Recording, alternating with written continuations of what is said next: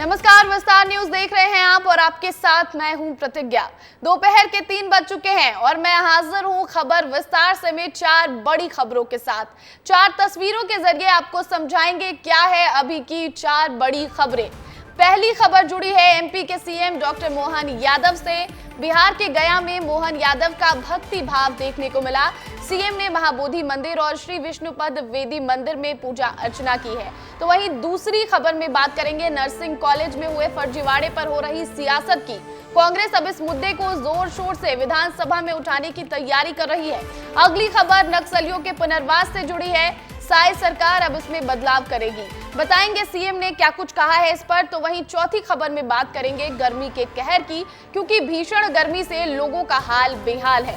तो ये 4 बड़ी खबरें जिन पर विस्तार से चर्चा करेंगे दोपहर 3 बजे की ये 4 बड़ी खबरें। तो खबरों पर विस्तार से चर्चा करेंगे, लेकिन सबसे पहले इस वक्त की बड़ी खबर आपको बता दें। रायपुर से इस वक्त की बड़ी खबर आ रही है। सौम्या चौरसिया और रानू साहू को कोर्ट में पेश किया गया है। प्रोडक्शन वारंट पर विशेष कोर्ट में पेश किया गया। ईओडब्ल्यू दोनों की रिमांड मांगेगी। ईओडब्ल्यू ने कोयला घोटाले में की थी एफआईआर। आयकर विभाग ने 1 साल पहले इन्हें गिरफ्तार किया था। तो ये बड़ी खबर आपको बता दें, छत्तीसगढ़ कोयला घोटाले से जुड़ी ये बड़ी खबर, जहां पर सौम्या चौरसिया और रानू साहू को कोर्ट में पेश किया गया। प्रोडक्शन वारंट पर विशेष कोर्ट में पेश किया गया और ईओडब्ल्यू दोनों की अब रिमांड मांगेगी। आपको बताएं कि ईओडब्ल्यू ने कोयला घोटाले में इन पर एफआईआर दर्ज की थी। आयकर विभाग ने 1 साल पहले इन्हें गिरफ्तार किया था। तो इस वक्त की ये बड़ी खबर छत्तीसगढ़ कोयला घोटाले से जुड़ी हुई। और आपको बता दें कि इस मामले में जो 2 गिरफ्तार है, सौम्या चौरसिया और रानू साहू, कोर्ट में पेश किया गया उन्हें प्रोडक्शन वारंट पर। ईओडब्ल्यू ने उन्हें कोर्ट में पेश किया है। और इस पूरी खबर पर अधिक जानकारी के साथ रोहित मिश्रा फोन कॉल पर जुड़ गए, उनका रुख करूंगी मैं। रोहित, क्या कुछ कार्रवाई आगे की जाएगी? और ईओडब्ल्यू ने क्योंकि रिमांड अब मांगी है, तो क्या ईओडब्ल्यू को रिमांड मिल जाएगा? बिल्कुल, देखिए 14 दिन की रिमांड मांगी गई है और मांगने के बाद में अभी फैसला आना बाकी है। लगभग 4 बजे के आसपास पे ये फैसला आएगा। फिलहाल दोनों ही अधिकारियों को, पूर्व अधिकारियों को कोर्ट में पेश किया गया था। कोर्ट में पेश करने के बाद में अभी फिलहाल ईडी की टीम, माफ कीजिएगा, ईओडब्ल्यू की टीम उन्हें लेकर जो है वो वापस रवाना हो चुकी है और प्रोडक्शन वारंट पे इन दोनों जन को पेश किया गया था। साथ ही आगामी समय पर 5 तारीख तक के, जिस प्रकार से वकील से हमें जानकारी मिली है कि आगामी माह के 5 तारीख तक की रिमांड जो है वो मांगी गई है। लेकिन फिलहाल अभी इस पर फैसला जारी नहीं किया। फैसला जारी होगा तो ये स्पष्ट हो जाएगा कि कितने दिनों की रिमांड पर इन्हें भेजा जा रहा है। लेकिन जो कोयला घोटाले की बात की जाए तो उसमें पहले ईडी जो है वो जांच कर रही थी, जिसके बाद इसको कोर्ट ने ईओडब्ल्यू को इसको सौंप दिया था। और ईओडब्ल्यू को सौंपने के साथ में कुल उस समय 34 लोगों के ऊपर एफआईआर दर्ज की गई थी, जिसपे रानू साहू और सौम्या चौरसिया का भी नाम शामिल था। अब उन पर लगातार उनसे पूछताछ की जा रही है और रिमांड को लेकर अभी फिलहाल चर्चा चल रही है।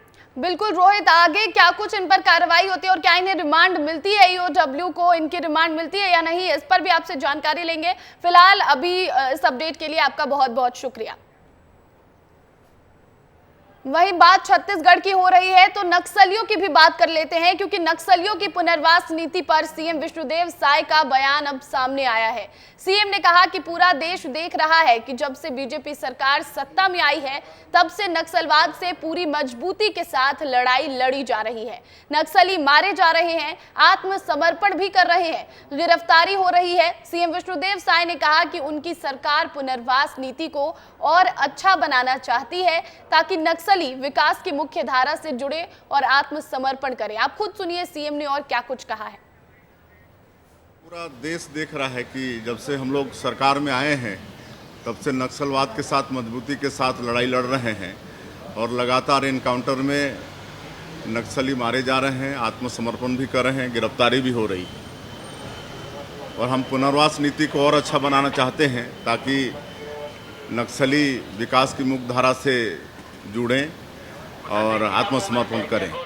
तो सीएम विष्णुदेव साय का सीधे सीधे कहना है कि नक्सलियों की पुनर्वास नीति को हम और अच्छा बनाना चाहते हैं और इसको लेकर सरकार ने अब नक्सलियों से ही सुझाव मांगे हैं। डिप्टी सीएम विजय शर्मा ने विस्तार न्यूज से खास बातचीत करते हुए ये बताया कि ईमेल और गूगल फॉर्म के जरिए नक्सली ये बता सकते हैं कि पुनर्वास नीति कैसी होनी चाहिए। ऐसा करने वाला छत्तीसगढ़ पहला राज्य बन गया है। तो डिप्टी सीएम विजय शर्मा ने और क्या कुछ बताया है वो आपको सुनाते हैं। छत्तीसगढ़ सरकार ने एक नया कदम उठाया है और कदम ये है कि गृह मंत्री विजय शर्मा जी है और वो पत्र भी लेकर निकल रहे हैं। सर, किस तरह का सुझाव है आप लोगों ने मांग रहे हैं? पुनर्वास के संदर्भ में अगर कुछ कहना चाहें तो समाज का कोई भी वर्ग कहता है वो भी कह लें, इसलिए एक ईमेल आईडी जारी किए हैं और एक गूगल फॉर्म जारी किए हैं। आने की जरूरत नहीं, वहीं पर भर करके भी भेज सकते हैं। इससे पहले भी आप लोगों ने पहल की थी, वीडियो कॉन्फ्रेंसिंग की भी बात की, तो उसका कितना असर दिखते हैं? वो कोई कॉल तो आया नहीं है ना भाई, बातचीत का विषय है, अब कैसे शुरू होगा देखते हैं। कोशिश जारी रहेगी सरकार की। कोशिश जारी रहेगी सर, और कोशिश जारी रहेगी। गृह मंत्री विजय शर्मा का कहना है कि और लगातार जो पुनर्वास की दिशा पे छत्तीसगढ़ सरकार पहल कर रही है, निश्चित तौर पर इस पहल रंग लाएगी और नक्सली समर्पण करेंगे। कैमरा पर्सन राजेंद्र भारद्वाज के साथ रोहित मिश्रा, विस्तार न्यूज, रायपुर। तो एक और छत्तीसगढ़ के डिप्टी सीएम विजय शर्मा नक्सलियों से पुनर्वास के लिए उनसे ही जानना चाहते हैं, सलाह लेना चाहते हैं कि आखिर कैसे पुनर्वास उनका और अच्छे तरीके से किया जाए। तो वहीं दूसरी ओर छत्तीसगढ़ के डिप्टी सीएम अरुण साव ने कलकत्ता हाई कोर्ट के ओबीसी आरक्षण पर आए फैसले का स्वागत किया है। डिप्टी सीएम साव ने कहा कि यह फैसला कांग्रेस और इंडिया गठबंधन के गाल पर करारा तमाचा है। और क्या कुछ कहा है उन्होंने, आपको सुनाते हैं। ये षड्यंत्र करते हैं और पिछड़े वर्ग के हितों पर डाका डालकर अपने वोट बैंक को खुश करने का काम ये करते हैं। और कलकत्ता उच्च न्यायालय का फैसला स्वागत योग्य है।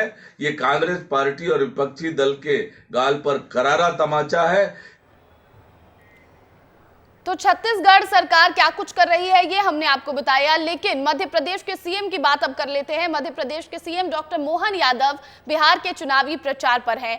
इस बीच उनका भक्ति भाव भी देखने को मिल रहा है। सीएम डॉक्टर मोहन यादव ने कल बुद्ध पूर्णिमा की पूर्व संध्या पर गया स्थित महाबोधि मंदिर में पूजा अर्चना की। तो वहीं आज गया में श्री विष्णुपद वेदी मंदिर पहुंचकर दर्शन पूजन किया है।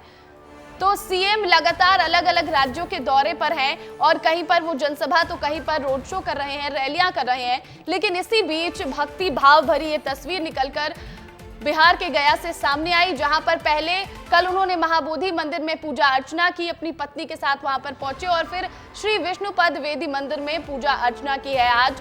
और सीएम का लस्सी पीते भी एक वीडियो सामने आया है। गया का जो प्रसिद्ध लस्सी काउंटर था वहां पर जाकर उन्होंने लस्सी भी पी। तो अलग अलग तस्वीरें जो है वो चुनाव प्रचार के दौरान सीएम डॉक्टर मोहन यादव की निकलकर सामने आ रही है। और बिहार के गया से ये दो खूबसूरत तस्वीरें आपको दिखा दे। एक तस्वीर महाबोधि मंदिर की है जहां पर सीएम पूजा अर्चना करने पहुंचे थे, और दूसरी तस्वीर श्री विष्णुपद वेदी मंदिर की जहां सीएम पूजा अर्चना कर रहे थे। तो लगातार सीएम जो है वो अलग अलग राज्यों में चुनाव प्रचार कर रहे हैं और उसी दौरान वो पूजा अर्चना करते हुए उनकी ये तस्वीर निकलकर सामने आई है। तो देखिए अभी बिहार दौरे पर है सीएम डॉक्टर मोहन यादव, जहां की तस्वीरें आपको दिखा रहे थे। तो गया में दर्शन करने के बाद सीएम ने मंदिर के बाहर लस्सी का भी आनंद लिया है। लस्सी का लुत्फ उठाते हुए नजर आए सीएम मोहन यादव। जिस तरह से वो बिहार के गया में पहुंचे और अलग अलग मंदिरों में जाकर पहले पूजा अर्चना की और उसके बाद उन्होंने लस्सी का लुत्फ उठाया। तो आपको बताया कि भीषण गर्मी पड़ रही है पूरे देश में और बिहार में भी गर्मी, और इस वजह से सीएम मोहन यादव वहां पर लस्सी पीते हुए नजर आए। और अब आपको लिए चलते हैं जबलपुर, क्योंकि जबलपुर से एक बड़ी खबर सामने आ रही है। रेलवे में खराब खाना परोसने पर खाद्य विभाग ने कार्रवाई की है। आरपीएफ और खाद्य विभाग ने छापा मारा है। अवैध वेंडर्स के घरों पर छापा मारा गया। घर में बन रहा था पुलाव और समोसा। घरों पर फूड पैकेट बनाकर ट्रेनों में बांटते हैं अवैध वेंडर। तो ये बड़ी खबर आपको जबलपुर से बता दें। रेलवे में खराब खाना परोसने पर खाद्य विभाग की कार्रवाई सामने आई है और आरपीएफ और खाद्य विभाग ने छापेमारी की है। अवैध वेंडर्स के घरों पर छापा मारा गया है। और इस पूरी खबर पर अधिक जानकारी के साथ दुर्गेश जबलपुर से लाइव जुड़ गए। दुर्गेश, पहले ये खबर सामने आई थी जो अवैध वेंडर्स थे यहाँ भोपाल जोन के जितने भी रेलवे स्टेशन थे उन्हें जो है उन पर कार्रवाई की गई। 31 वेंडर्स को गिरफ्तार किया गया। अब जबलपुर से ये खबर निकलकर सामने आ रही है, क्या कुछ अपडेट इस पूरी खबर पर? जी देखिए, जब भी हम रेलवे में सफर करते हैं या ट्रेन का सफर करते हैं तो खाने की पैकेट्स को लेकर हमेशा सवाल खड़े होते हैं और अवैध वेंडर्स की हम जिक्र करते हैं। उसकी बड़ी वजह यह है कि अवैध वेंडर्स जो होते हैं वो किसी तरह की नियमावली का पालन नहीं करते हैं और खाना परोसते हैं। लेकिन जबलपुर में जो कार्रवाई चल रही है इस समय वो वाकई हैरान कर देने वाली है। और जो तस्वीरें इस बार समय आप टीवी स्क्रीन पर देख रही होंगी, ये देखिए, ये वही समोसे हैं, वही सब्जियां हैं जो आपको रेलवे प्लेटफॉर्म पर खाने को मिल जाएंगी, देखने को मिल जाएंगी और बिकने को मिल जाएंगी। देखिए, ये इस जगह पर छापा पड़ा है, ये जबलपुर का नेहरू नगर अन्ना मोहल्ला ये कहलाता है। और जिस तरीके से यहाँ पर खाना बन रहा था ये वाकई बेहद, अगर आप देखेंगे तो शायद फिर कभी इसके बाद कभी आप नहीं पसंद करेंगे कि किसी प्लेटफॉर्म में खड़े होकर आप समोसे खा लें या वहां पर पुलाव खा लें। भारी गंदगी के बीच यहाँ पर जो है इन खाद्य सामग्री को बनाया जा रहा है। और इस समय जो कार्रवाई चल रही है आरपीएफ की, यानी कि रेलवे पुलिस की और खाद्य विभाग की, जिला प्रशासन का जो खाद्य विभाग है वो यहां पर संयुक्त रूप से कार्रवाई कर रहा है। दोनों विभागों की जो टीम के मेंबर्स है वो यहां पर मौजूद हैं, कार्रवाई कर रहा है। मैं सीधे उनसे सवाल पूछूंगा क्योंकि बड़ी कार्रवाई हुई है सर। पहली बार मेरे अनुभव में ये पहली बार ऐसा हुआ जब आरपीएफ और खाद्य विभाग की टीम इस तरह की कार्रवाई कर रही है, इस तरह की तस्वीर आपको निकल कर सामने आई है। हम सबसे पहले आपसे ये जानना चाहेंगे कि नियम क्या है, क्या ऐसा खाना बनाया जा सकता है कहीं पर भी अगर रेलवे में बंटना हो तो? नहीं, नियम तो ये है कि आपको पहले तो आपको यहाँ खाना बनाने से पहले मध्य प्रदेश स्टेट गवर्नमेंट से आपको अप्रूवल लेना है और बनाने से पहले जो भी साफ़ सफाई आपको मेंटेन रखना है। जो भी पैसेंजर को आप खाना का सप्लाई कर रहे हैं उसमें उच्च क्वालिटी की गुणवत्ता होनी चाहिए। ऐसा नहीं कि आप किसी को खाना खिलाकर उसको तबीयत को ख़राब कर दे। आपको हमेशा इस बात को ध्यान रखना है कि पैसेंजर सफ़र कर रहा है, घर से दूर जा रहा है, तो आपको उसका ख्याल हमेशा के लिए रखना है। और खाना जो भी आप समोसा दे रहे हैं या खाने का फूड्स दे रहे हैं, आपको उसका क्वालिटी को हमेशा ध्यान। क्या कमियां देखी आपने और क्या सबसे बड़ी खामी क्या है? यहाँ कमियाँ ये दिख रही है कि जो भी इनका तेल वगैरह यूज कर रहे हैं दिखने में सही नहीं लगा और साफ़ सफाई बहुत ज़्यादा गंदगी दिखाई दे रही है। और जो भी मसाले या समोसे का जो दिखाई दे रहे हैं ये अभी देखने में ख़राब लग रही है। तो अभी पैकिंग करने के बाद इसका क्वालिटी कैसा रहेगा, इसे हो सकता है कि पैसेंजर का तबीयत भी ख़राब हो। और ये बार बार कंप्लेन भी आती है हमारे थाने में कि ये खाना खाने से पैसेंजर का तबीयत ख़राब हो गया, उसके उपचार के लिए हम लोग हमेशा तैयार रहते हैं। ये सूचना कैसे मिली आप लोगों को यहाँ पर इस तरह का खाना? ये सूचना हमारे हेडक्वार्टर की तरफ से लिस्ट जारी हुआ है कि इन अवैध वेंडरों का जो खाद्य सामग्री बन रहे हैं इनको चेकिंग किया जाए। उसी दरम्यान में हम लोग फूड सेफ्टी अधिकारी से संपर्क करके और आज हम लोग इसका चेकिंग कर रहे हैं। ये जो खाना बन रहा है ये कैसे सप्लाई होता है? क्योंकि मैं देख रहा हूँ कि यहाँ पे जस्ट बाजू में रेलवे की पटरी है और जिस जगह पर हमें यहाँ से आधा किलोमीटर की दूरी पर रेलवे प्लेटफॉर्म है। जी, यहाँ से कुछ अधिकृत वेंडर है जो कि रेलवे के थ्रू परमिट किए गए हैं, बट उसके साथ साथ ये अलीगल वेंडरिंग भी करते हैं। और जो सामान लीगल तौर पर दिया गया है बेचने के लिए उसके साथ साथ कुछ अलीगल तौर पर भी ये लोग बेचते हैं। उसी का हम लोग अच्छे, यानी कि यहाँ पे वैध वेंडर मिले। आप वेंडर हैं? इस तरफ आइए, इस तरफ आइए। आप वेंडर हैं? कार्ड है आपके पास? कार्ड दिखाइए, कार्ड दिखाइए जरा। आप लीगल वेंडर हैं?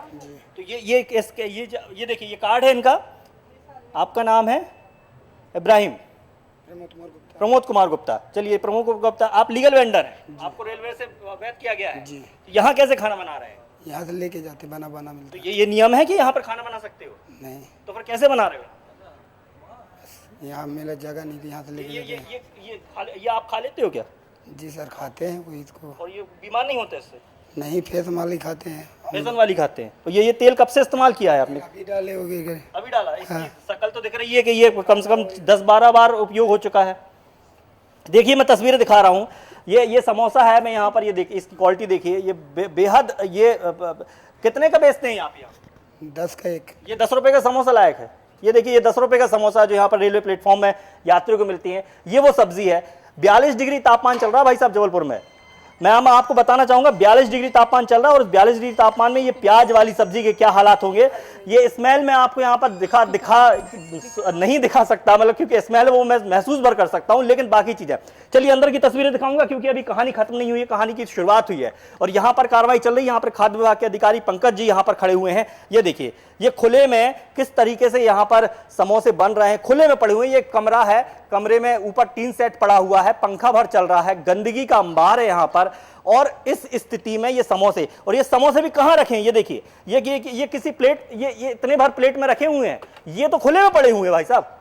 ये देखिए, ये समोसे जो हैं, ये कागज है, ये खड्डा है, इसके ऊपर रखे हुए हैं। यही समोसे तले जाएंगे, फिर यही समोसे पैक होंगे। और फिर इन्हें रेलवे प्लेटफॉर्म पर बेच दिया जाएगा और 10 रुपए की कीमत में बिल्कुल लोग बीमारियां खा लेंगे। दुर्गेश, ये जो तस्वीरें आप दिखा रहे हैं ये बेहद वैसी तस्वीरें हैं कि लोग अगर खाते भी होंगे तो अब से खाना जरूर छोड़ देंगे। जो भी रेलवे स्टेशन पर ऐसी चीजें मिल रही होती हैं, आप उन लोगों से बात कीजिएगा और क्या कुछ अपडेट है वो उनसे लेते रहिएगा। फिलहाल आपका बहुत बहुत शुक्रिया तमाम जानकारी के लिए। मध्य प्रदेश नर्सिंग घोटाला मामले को लेकर सियासत अब शुरू हो गई है। अब कांग्रेस इस मुद्दे को अगले विधानसभा सत्र में भुनाने जा रही है। विधानसभा में उपनेता प्रतिपक्ष हेमंत कटारे ने कहा कि कांग्रेस आने वाले विधानसभा सत्र में नर्सिंग घोटाले की जांच में रिश्वतखोरी का मुद्दा उठाएगी। वहीं कांग्रेस मीडिया विभाग के अध्यक्ष मुकेश नायक ने भी बीजेपी सरकार पर निशाना साधा है। तो नर्सिंग घोटाला जो भारतीय जनता पार्टी ने इन 18 सालों में किस तरह से मध्य प्रदेश की कैंपस कल्चर को, परिसर की संस्कृति को, शैक्षणिक वातावरण को, एकेडमिक एटमॉस्फेयर को कैसे चकनाचूर किया है, उसका ये बीभत्स उदाहरण है। जब सीबीआई ने इंक्वायरी करी तो 169 कॉलेज सूटेबल, 73 कॉलेजेस में कमियां और 66 कॉलेज अपात्र बताए गए, जिसमें दिलचस्प बात यह है कि 9 महाविद्यालय वो थे जो शासकीय थे, जिनको अपात्र घोषित किया। जिन कॉलेजेस को सूटेबल घोषित किया गया है उन पे हमारी मांग है कि उन कॉलेजेस को पुनः जांच होनी चाहिए। उसमें हो सकता है कुछ 8-10 सही भी हो, मैं ये नहीं कहता, लेकिन ज्यादातर कॉलेज में रिश्वतखोरी करके, गलत तरीके से मापदंडों का उल्लंघन करके, पैसा खाकर भ्रष्टाचार करके उनको सूटेबल बनाए, जबकि वो पूर्णतः अनसूटेबल है। और इस विषय को आने वाले समय में प्रमुखता से विधानसभा के अंदर मैं और नेता प्रतिपक्ष जी और हमारे सारे विधायक जो है इसको ताकत से उठाएंगे।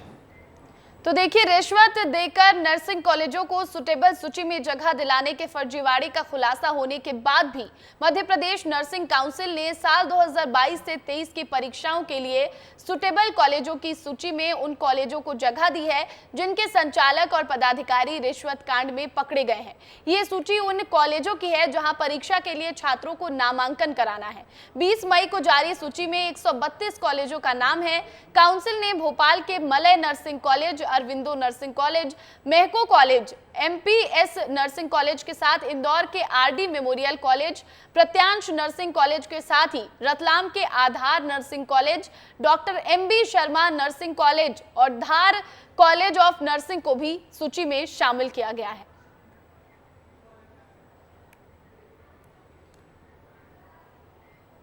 तो मध्य प्रदेश में फिर घोटालों पर सियासत गर्मा गई है। नर्सिंग घोटाला सामने आने के बाद कांग्रेस व्यापम को लेकर भी सीबीआई पर सवाल उठा रही है। पूर्व केंद्रीय मंत्री और कांग्रेस नेता अरुण यादव ने एक्स पर पोस्ट किया है कि अब समझ आ रहा है कि विश्व के सबसे बड़े शिक्षा व्यापम महाघोटाले में सीबीआई ने क्लीन चिट कैसे दी होगी। जब नर्सिंग कॉलेजों की सुटेबल रिपोर्ट के लिए लाखों रुपए की रिश्वत में सीबीआई अधिकारी बिक गए तो व्यापम महाघोटाला तो अरबों रुपए का था, उसमें तो करोड़ों की रिश्वत मिली होगी। तो मध्य प्रदेश में एक बार फिर से घोटालों पर सियासत हो रही है। नर्सिंग कॉलेज घोटालों के बाद जो उसमें खबर निकलकर सामने आई, उसके बाद अब कांग्रेस नेता अरुण यादव ने एक पोस्ट के जरिए व्यापम घोटाले का मुद्दा भी उठाया है। तो वहीं 4 जून को होने वाली लोकसभा चुनाव की मतगणना के पहले कांग्रेस सतर्क है। काउंटिंग में गड़बड़ी की आशंका को देखते हुए कांग्रेस मध्य प्रदेश की 27 लोकसभा सीटों के काउंटिंग एजेंट्स की ट्रेनिंग के लिए मास्टर ट्रेनर तैयार करेगी। 25 मई को भोपाल में प्रदेश कांग्रेस कार्यालय में 27 लोकसभाओं के करीब 100 मास्टर ट्रेनर्स को एक्सपर्ट के जरिए ट्रेनिंग दी जाएगी। कांग्रेस के प्रवक्ता और रवि सक्सेना का कहना है कि चुनाव के दौरान पोलिंग एजेंट को गुमराह किया जाता है, इसलिए उन्हें मतगणना की बारीकियां समझाई जाएंगी। कई बार आंकड़ों में बड़ी हेरफेर होती है और जो फॉर्म होता है उसको भी कुछ दिखाते कुछ है, बताते कुछ है और होता कुछ और है। तो इन सब बातों की ट्रेनिंग हमको अपने मतगणना वाले जो एजेंट्स हैं उनको देने के लिए 25 तारीख को यहाँ बुलाया है। जो हमारे पास एक्सपर्ट्स हैं वो उनको बताएंगे कि किस तरह से मतगणना स्थल पर हमको चीज़ों को देखना है, कैसे उनकी जांच करनी है और कैसे हमको आंकड़ों का मिलान मशीन के साथ करना है। बात अगली खबर की कर लेते हैं। ओबीसी आरक्षण को लेकर कलकत्ता हाईकोर्ट के फैसले के बाद बीजेपी इसे हाथों हाथ ले रही है। मध्य प्रदेश में भी बीजेपी इस फैसले का स्वागत कर रही है। मध्य प्रदेश सरकार में राज्य मंत्री कृष्णा गौर का कहना है कि इससे गरीबों को उनका हक मिलेगा। कलकत्ता हाईकोर्ट निर्णय विशुद्ध रूप से पश्चिम बंगाल की ओबीसी समाज के साथ न केवल न्याय है बल्कि ओबीसी वर्ग के अधिकारों के संरक्षण का एक बहुत बड़ा विश्वास भी है। और देखिए, इन सभी सियासी खबरों के बीच अब आपको एक ऐसी खबर बताते हैं जिसको सुनकर आप भी चौंक जाएंगे। जी हां, राजधानी भोपाल में 14,50,000 रुपए में 2 बकरे बिके हैं जिनका वजन 161 किलो है। इनका नाम रफ्तार और टोरेंडो है। तो आपको ले चलते हैं साहब अली के घर, जहां पर ये बकरे रखे गए हैं। तो जल्द ही एसी गाड़ी से यहां से वो भेजे जाने वाले हैं। सुनेंगे तो आश्चर्य होगा, पर खबर ही ऐसी है और सही है, आपको मानना पड़ेगा। 2 बकरे 14.5 लाख के 14.5 लाख के बकरे बेचे हैं साहब अली जी ने। कौन है इसके खरीदार? पुणे से राजिक भाई हैं, उनने टोरांडो करके बकरा अपना 7.5 लाख रुपए का लिया है। और पुणे से ही सद्दाम और सलमान भाई हैं, समीर भाई हैं, तो उनने अपना रफ्तार करके बकरा है वो 7 लाख रुपए का लिया है। साहब भाई, इनके पालन पोषण में क्या, रख रखाव में क्या करना पड़ता है? सीज़न के हिसाब से ये 3 सीज़न होते हैं हमने, सर्दी गर्मी बारिश, हर में डाइट अलग दी जाती है इनकी। मतलब गर्मी के हिसाब की डाइट इस वक्त ये चल रही है। फॉर एग्जांपल आपको बताएं कि एक टाइम ये देखिए आपके ग्लूकोज भी चल रहा है इनका ठंडक रखने के लिए। फिर दूध है, मक्खन है, घी है, ज़रूरत के हिसाब से ताकत की चीज़ें ये हो गई। इस वक्त दाना कम दिया जाता है, लिक्विड ज़्यादा दिया जाता है, जिससे ये फिट एंड फाइन रहे।